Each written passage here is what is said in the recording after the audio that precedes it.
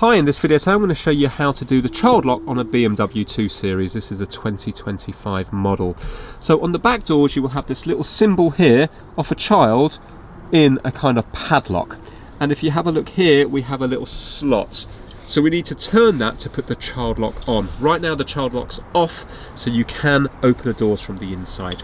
Now to put the child lock on, we're going to use our key here, and we're going to press this little button in, and we're going to take out this part of the key. We're going to put it in here, and we're just going to move it to here.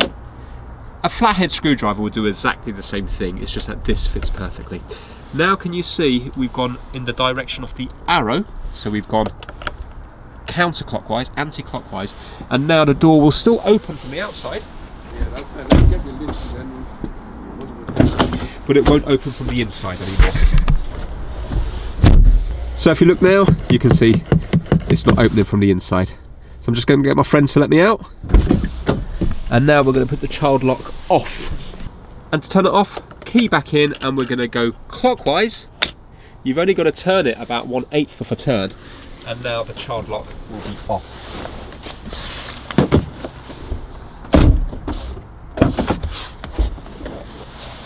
And that's exactly the same on the other door as well. So you can see it's here.